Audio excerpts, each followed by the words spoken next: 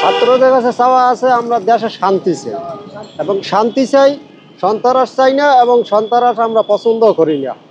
আর আমাকে ওই রিক্সা চালকেরা এই অটো রিক্সা নামার পর আমাকে পার রিক্সা এখন লোকোডে না সারাদিন চালাইয়া 300-400 টাকা পাই, হ্যাঁ এতে আমাকে সংসার চলে না।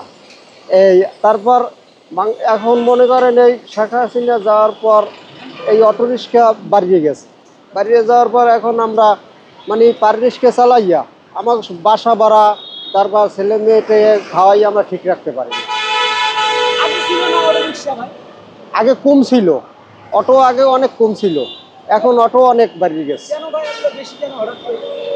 ওই হঠাৎ করে রিক্সা অটো রিক্সা বাড়িয়ে গেছে, বিভিন্ন এলাকায় দিয়ে রিক্সা আইয়া তারপর গ্রামে কোন অনেক জায়গায় দিয়ে এই অটো রিক্সা আইছে। আওয়ার পর আমাকে এই বাংলা রিক্সা পার রিক্সা আমাকে এখন অচলই যাইতেছে, এখন এতে পয়সা পাই না। কাঁচা বাজার আগের থেকে অনেক কম, হ্যাঁ অনেক কমছে। না শেখ হাসিনা এখন তো বাজার আলু 40 টাকা করে কিনছি, তারপর একটু চাউলের দামটা একটুখানি একদমই একইভাবেই আছে।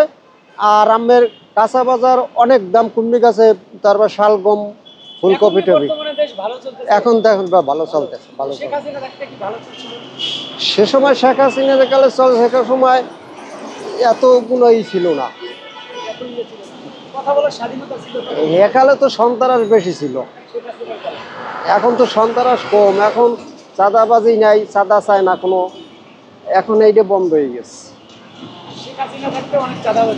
শেখ হাসিনা থাকতে তো অনেক জায়গায় অনেক চাঁদাবাজি, অনেক জায়গায় অনেক টাকা পয়সা চাইছে। না আমরা চাঁদা দিই না, আমাকে তার চাঁদা চাইতে পারে, আমাকে পার রিক্সা চালাই, আমাকে চাঁদা নিতে পারে না।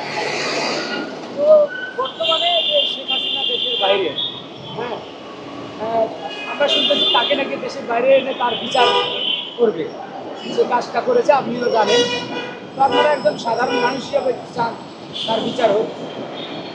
সাধারণ মানুষ বিচার যে অন্যায় করছে, যেটুকু অন্যায় করবে হ্যার বিচার সেইভাবেই হবে, যতটুকু যে অন্যায় করবে সেটুকু পাপ করলে পাপের পরিস্থিতি ফলাফল ভোগতেই হবে।